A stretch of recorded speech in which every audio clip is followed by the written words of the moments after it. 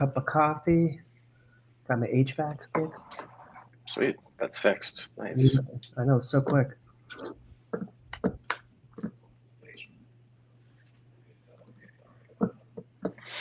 Hey, what's up, everybody? Just gonna walk through some of the newest product feature releases here. So I'm Moseley, CEO and founder, and then Josh Roten is gonna walk through some cool stuff that he's been able to build with GTM Engine.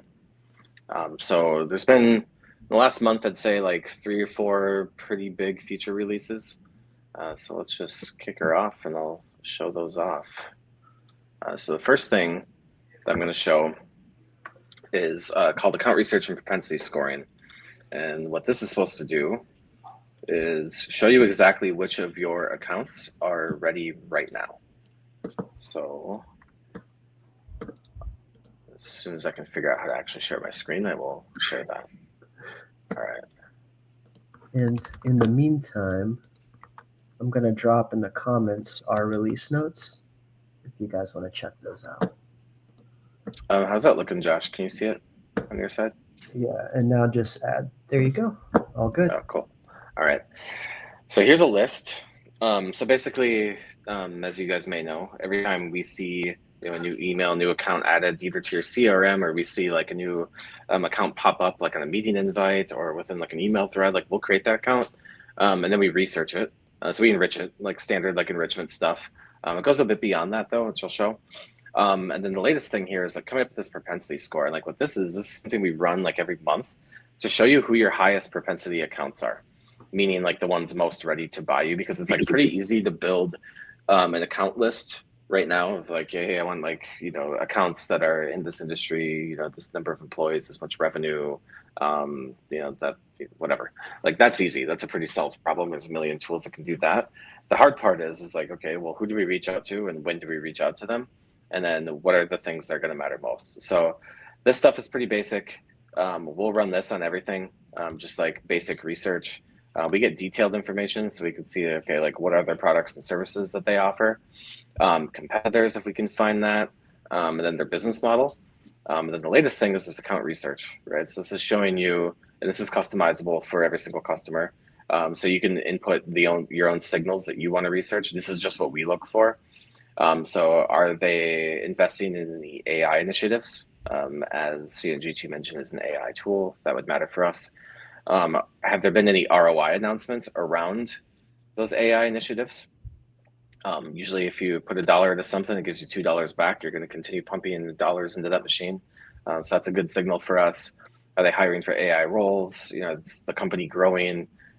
Is there recent funding and earnings? Like basically we tie this like in the config to your company value prop. And then for each one of these signals, we come up with a score and then a weighted average top level propensity score. If this is above a certain level, what we'll do is we'll just generate outright a account plan saying this is how you should reach out, right? These are the things that are going to matter most to them. We can even find contacts that match your ICP criteria. Again, in settings, when you set up your ICP criteria, we'll just go out, we'll find contacts that match that, populate the account with all the contacts. We can even find contact information using the waterfall approach. So we'll find, numbers and emails and all that good stuff. Or if, of course, if you already have that stuff or another way to do that, we can just ingest it directly from your CRM. Yeah. If we go like too much further off this too, because like we got so much to cover for sure. This stuff is just so crazy because Rob's going to get into it, but like we have the meeting prep stuff, like the email calendar, like that stuff is tied. But even before that, like this right here is just such a crucial thing for anyone that's trying to do a little bit of research or a little bit of understanding as to like why it's a high propensity. Because like marketing, right, not sales, but like so many times like you'll have these like black box propensities and seems to work well, kind of maybe, but like what's the applicable correlation? And this is giving that, and that's so convenient, especially if you're trying to leverage it off of some type of other creation. You actually have the what, the why, so that you can replicate the how. And so like just wanted to like point that out as you're going through it. Yeah, absolutely. And then again, like we run this like every month by default. So like, let's say you have an account that's like not a good fit right now, but then they, just hired somebody who's like directly a fit for your ICP, or they have a new job opening with like description just matches directly what your product does. We'll pick that up. And then this is reevaluated every month. So like maybe now the propensity score is low, like a 40, but then like it found those signals and then now it's high and you get alerted with that right away. So exactly like where to spend your time and effort when you're trying to build additional pipeline. The other thing where this plays into is actually like, let's say then you book a meeting with an account. You have to plan for it. Okay, we're going into this. We have this initial meeting, discovery call. What should we talk about? So one thing that we realized through talking with our customers is that just like planning like day to day is kind of hard, right? So who are you meeting with? How should you plan this? Right. So here I can see we just automatically integrate with your calendar, and then based on if there is an open opportunity, what's the status of this, the current blockers and challenges here, the meeting goals. We actually even put in questions to ask, which are like directly formulated from the gaps in the opportunity. The contacts that you're meeting with. And you can click into this stuff and you can get more information at the individual level as well. Same thing at the account level. Who are these guys? Some key information about them. This is directly from the research that we've done. So this just gives you like a super quick overview on who are you meeting with, what are the goals of this meeting, what's the status of the opportunity, and what does a good outcome look like. Just right in the calendar view, which you'll be familiar with. So you can see exactly what's coming up, what's going to be important, etc. The other cool thing about this is like going back historically. This is just like a dummy data, so staging environments don't mind too much, but you'll notice like previous meetings are color coded.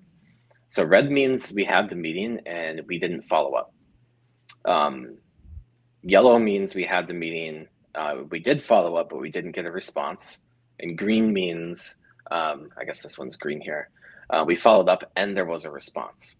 And so as a sales rep, I can actually see like, oh crap, I did forget to follow up with these guys. I better do that. And you can click in and we'll have the task created directly in the AE dashboard, which I can show you here.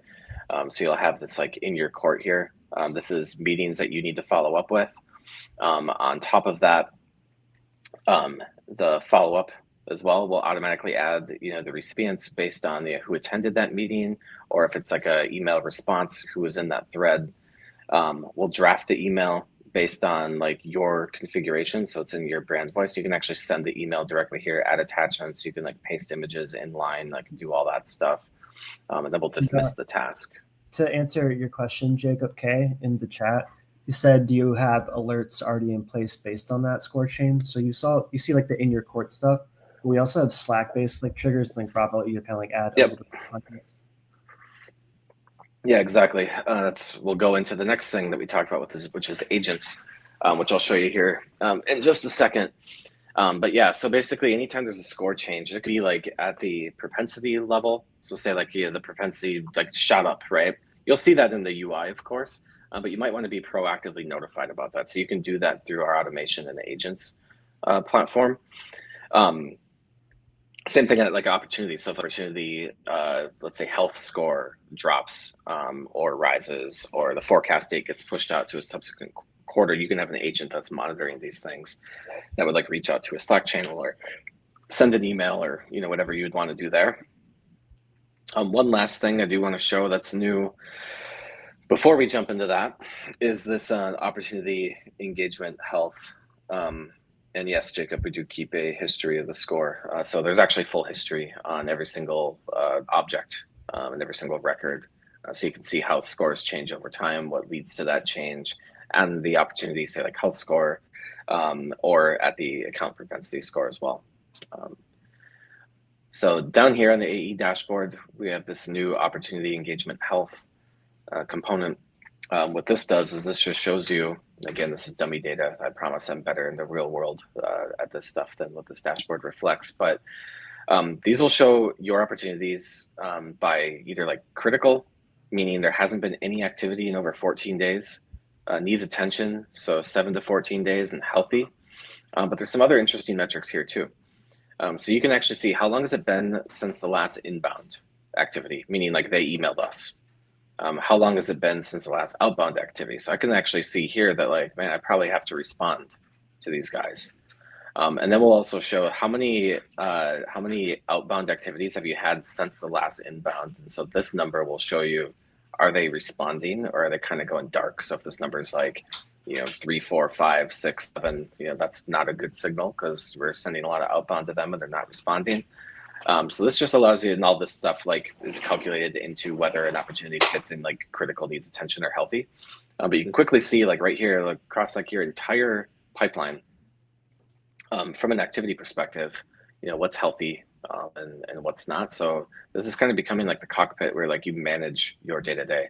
Here you're in your core activities that you have to do right now. You can click on that. You can follow up. Here's how you're performing. Here's your day to day in the calendar view. And then once you get all that cleared up, then what do you work on? You probably want to like maintain health of your opportunities, and then you can go to the accounts record view and start prospecting, knowing which accounts to prospect after. Josh, I'm going to hand it over to you, actually. Do you want to talk about, before I get into agents, I'm going to save that for last, but do you want to talk about how we're using some of this stuff to bridge the gap between marketing and sales? Yes. Okay, so I'm going to share my screen here in a second and get a little techie. But before I do, just as like you were going through that, as Rob was kind of like sharing some of those like AI driven sentiments or takeaways, all of that is like, if you're going to sit there and think of, who's my CP, like what's my marketing message, what's going to like resonate with these people, like all of that questioning, that reasoning has kind of already happened. Like some of that context is right there. So we use Salesforce and HubSpot, but HubSpot marketing automation, that's my main vehicle. So I'm actually pulling some of those variables into our HubSpot instance and then using that sentiment to drive certain messaging. So that's what I'm about to show you, but just a little bit of context before I get started. So let's see if I can get this cooking at the stage. See my screen okay? Yep. Cool. And so so basically what I'm going to show you is, so this is just something I'm playing with right now. Mini streams that you can do in marketing. This is a version of a consideration stream, someone that's in pipeline. And so I want it to be like really personalized. And when I say personalization, and I know I'm preaching to the choir, especially with you, Rob, but like it's not, what college did they go to, or, what's some just like meaningless, like arbitrary thing, but like what has like high like correlation and causation to the action we want. And so to do that, you need good perspective. And so in GTM Engine, I have created a couple fields that I have matched in HubSpot as well. And you'll notice this consideration body, call to action, pre-header, subject line, URL, and then it keeps it going. That's because this is a 6 email series, and these are all the elements that's going to build that email like in real time by individual. And so we're talking like one-to-one, like true ABM one-to-one marketing. And so what that actually ends up looking like, and these are a series of workflows. Actually, I think I already have it open. Yep. Is, let's get a record. And so in my case, I'm going to show you one for me. So like right now I don't have anything. And this is an old email address. So shout out American City Business Journals, but don't have any information there. But if I look myself up, actually I already had myself in here. Well, you know what? We're going to do something totally new. This is why we do this live too. So let's get a random person. You're in accounts, by the way, not contacts, which is probably why. There you go. See? So this is my old job, some old contacts, but it's in here for demo purposes. And so I want to actually run this person through my flow. And so when you're in here, there's some things that you actually like have to determine, right? And so we've got triggers. And so right now, this is not under trigger. This is just based off of some inputs. And so one, it's the contact ID of the person I just grabbed. And then two, it's a series of actions. And so no matter what you do in an email, you're always going to send them to a destination. And so in these email actions, it's just 6 different outcomes. So in this sense, you can see demo, there's, see an article, a couple different things. So we're going to run this. So what this is actually doing is this is taking all of those outcomes. It's taking the record and it's saying, okay, based off of this company name, the value proposition, all these things on my individual record, I want you to consider how to best build this stream based off of some stipulations that I put out there. And then I don't want it to step on each other. So the next thing I have to do is extrapolate all that. And so that's exactly what's happening right here. So I'm bringing out all of the topics, the call to actions, and then the destination URL. And I Hey, real do quick, Jacob has a question in there around like, we previously questioned a place with CRM or the leader tools. Would you need a CRM? I think this is exactly why you still would need a CRM, right? Because like say like HubSpot, right? Like we're populating all the data on the contact, which drives this, right? So like every single time somebody's like, you know, on a call with us or an email goes back and forth, like we're tracking them. Like what are the things that they care about? What are the use cases they care about? What are their internal blockers? You know, they mentioned like any, you know, competition or like whatever.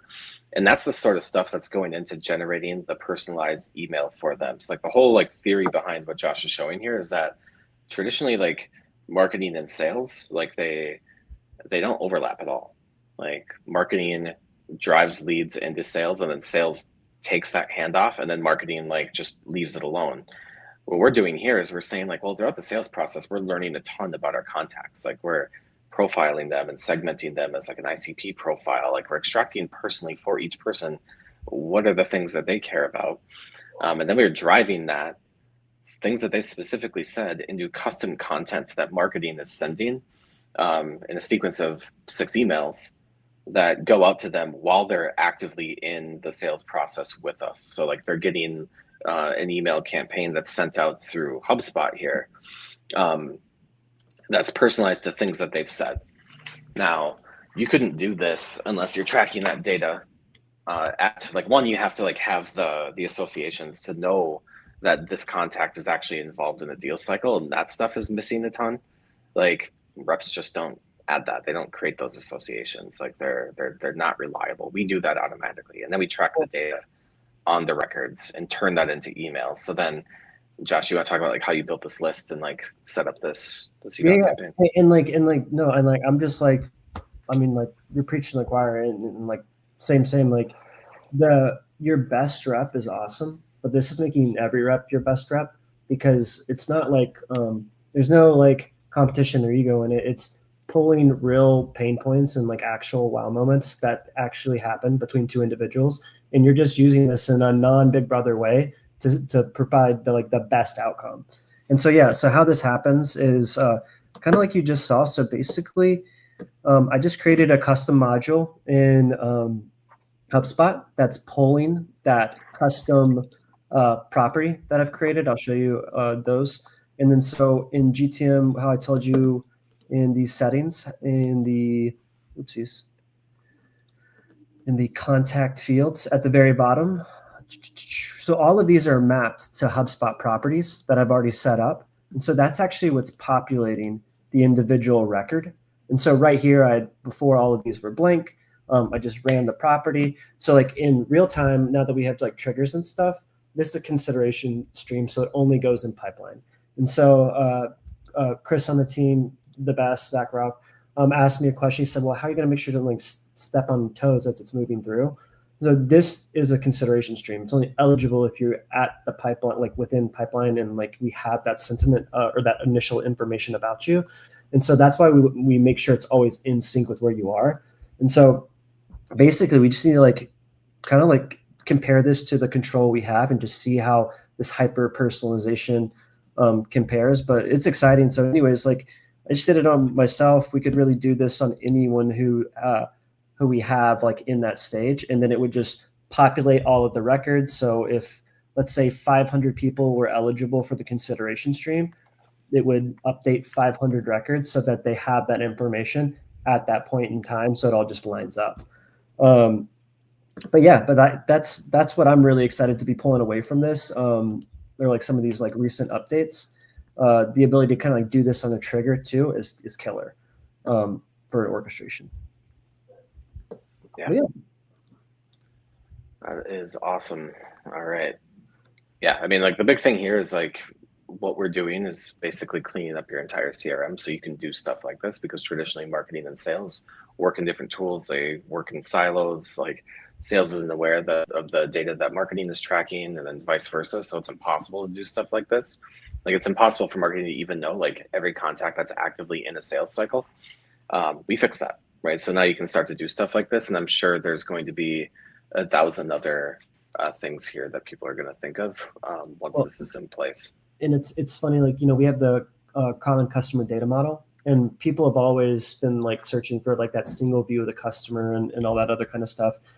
And this really is like the closest thing that at least I've seen to in my career for it, because we're all going after that same thing. And it's like that like squishy period between when someone drops off or when someone's been maybe gone for a little bit and they're just back on. Like those are those transition periods. And I think this has done just such a good job of pulling them out and it actually being applicable. And I think people are getting wiser, not only to like advertising, but marketing. And so you have to kind of like raise the bar in order to like, even, I mean, we've talked about that even in like traditional marketing channels. Like you Yeah. have to like step up or you're just going to be faded out. Yeah. And then every single opportunity that you do manage to get into the pipeline, you have to make sure that you're executing to the best of your ability to give it the best chance of actually turning it into a customer. You can't Yep. waste any of the opportunities that you are building, which I think segues really well into this last new feature, which we're going to talk about, which is Genie. So Genie is our agentic chat that's embedded within our UI. This is an example on an opportunity page. So we're extracting all this like really, really rich information about the contacts, about the accounts, about the opportunity. We're automating like the CRM hygiene. And we're also creating, say, like, what is the next best step to do here? We call this path to close. This is inclusive of your internal process, which we have mapped in settings as part of the onboarding process. You go in here into configuration, you just tell us like your entry exit criteria for each stage, how you think about health scoring, stuff like that. And the system thinks like you and like understands your process. But then it's also contextual based on like what they've said as well. Salespeople, I think, like delude themselves a little bit into thinking we have like more control than we actually do. So these are things like, hey, this is the stage that we're in. Here's how I get to the next stage. And then these are the things that they've said that we have to do. And I can actually ask Genie to help me out with this stuff. So, okay, let's say like develop and share a tailored ROI business case summary before the proposal is sent. So I'm just going to say ask Genie. So it's going to pop up. You'll see some other suggested questions, so you have an idea of like the types of things that you can ask Genie to do. And this is fully agentic, meaning it has access to tools.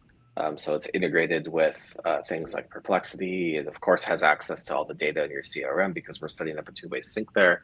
But you can actually create your own tools as well. And it's a full reasoning agent. And so you can actually see the inner thoughts as it's thinking through the question that I asked. Like, help me complete this task. It's going through and it's trying to figure out what it needs to do here. It's like, okay, I need to research any additional information that might help quantify the ROI, develop a comprehensive ROI, present it in a suitable format for sharing. So now it knows who the contacts are. It's starting to trigger research here too. So it looked like it triggered the research tool twice for different things. Now it's thinking through, okay, now I have this information, right? AAR jumped from 80K to 40 million with Bolt launch, 33 employees, 10% year-over-year growth, forecast accuracy impact. So it's like trying to like figure out what is our ROI case. Now think about how long this takes an AE to do, right? And it's pulling all these numbers together based on all the information that they've told us is important to them. It's understanding of our business and the ROI that we bring, again, based on the configuration, and then outside research that it's done as well. So the other thing that's super cool about this is the way that our agents are set up. You can actually give them access to additional tools. So this agent is actually, so if you click on automation agents here, is actually this opportunity page agent. So it's running on Claude Sonnet 4.5. Here are the inputs that go into this. Here's the prompts, you can edit these. And then here are the tools that it has access to. So right now it's find LinkedIn from search and research, which is via Perplexity. And these tools are just workflows. Right? These are just workflows that you can build to accomplish specific tasks. Like this one just has an input of research query. It runs research using these prompts with Sonar on Perplexity. You can set up all this stuff. So I can build my own tools. So like really quickly, I could say, let's do one to just send Slack messages. Which is one of my favorite things we have, by the way. Like that's so great. So someone was asking, I think it was like Jacob, right? About like, do you get notifications? So like this right here, even like any custom list you make, like you could have like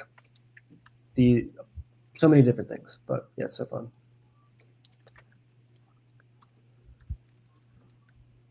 All right, so I'm going to say, just give this like a name and description. I'm going to add some inputs here. I'm going to say, Slack channel ID.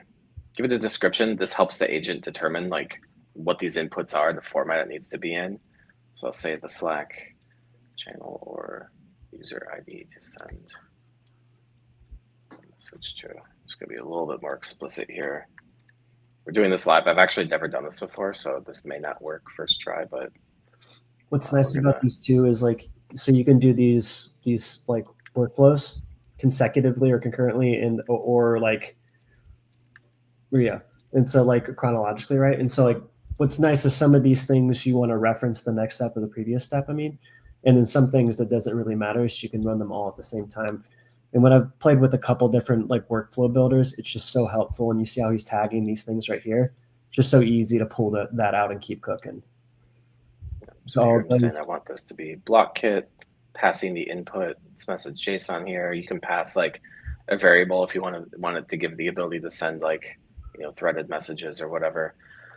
I think that should be good enough. I'm going to define an output here. This is what gets sent back to the agent. And these workflows can be run like completely on their own. The other cool thing you might have noticed if you're eagle-eyed, but you can actually create agents, and you can have agentic steps within workflows as well.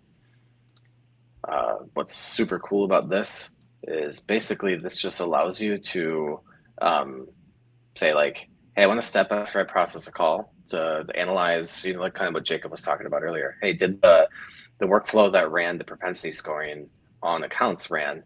Now look at the previous value and the current value, and if this changed greatly, like message me directly or something, or message the owner of this account directly.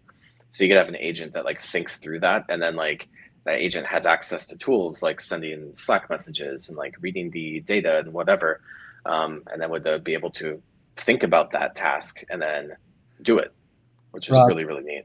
And someone should make a QBR on demand agent. I know how much you QBR. Yeah, right. Yeah, seriously. All right, so I'm going to take the Slack output, just throw the whole thing in there. All right, I'm going to save this. All right, so now I have this workflow called send Slack message. Let me refresh this page. I'm going to add a tool. I have this one right here, which is the one we just created. Very much so. I'm going to save this. And then I'm going to go back. So it didn't have access to do this. Let's say, can you draft an email for me and send me that in Slack? I don't know if this is actually going to work. Trying to do this live and be fancy, but of course, live demos, things get messy. So let's see. This is how you innovate, though. I love it. Look at that. Executing send Slack message, the tool we just gave it. Yep. And let's see if it actually works. Might not have configured it right. The timing was crazy because I got the product release notification. All right, dude, check this out. Okay, so I just got this message. Did you? Yeah, this is so cool. So from the GTM engine bot, I just got this 11:29, which as you can see. Oh, so sorry. Here, yeah, this just happened. Here's the email draft, ready to copy and send. I can't see it because of the probably either because we're sharing a certain screen or window. Oh, is it? Okay, yeah, hold on. Let me share that better. Share screen.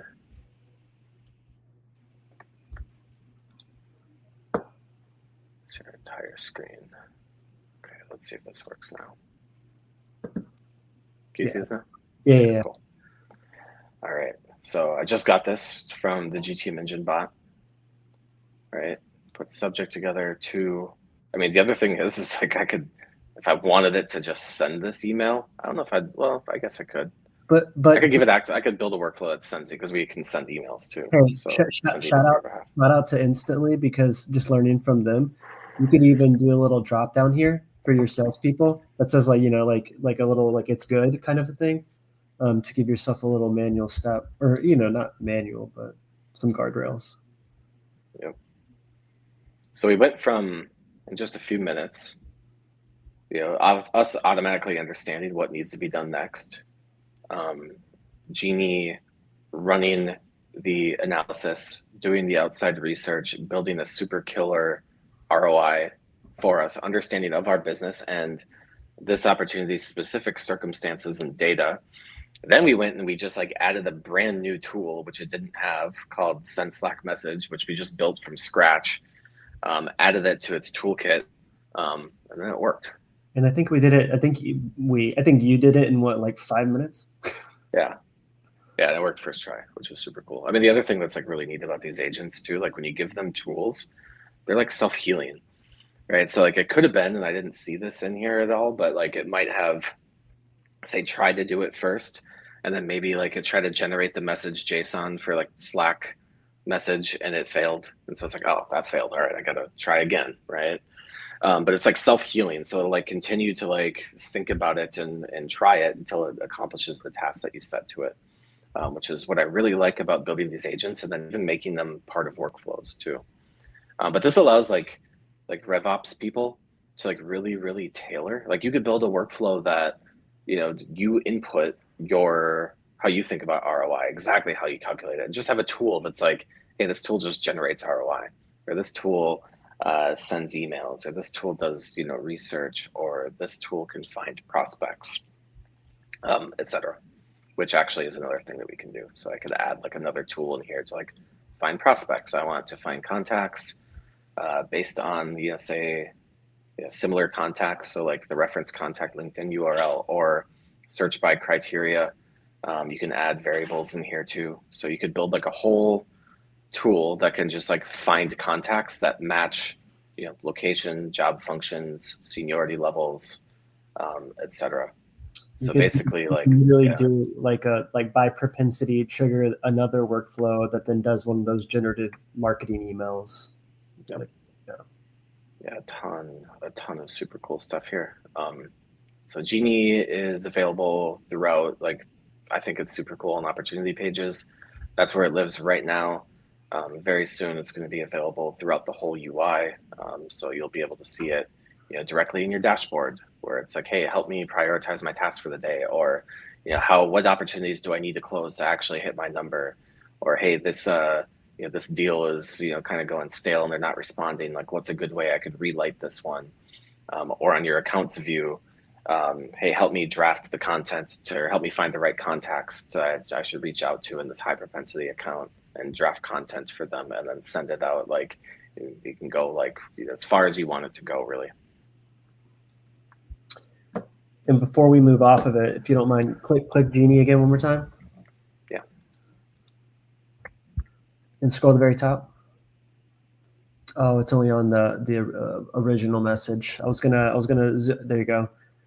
So shout out to Rob, who is not a designer, for creating this Genie logo that I think looks actually pretty good.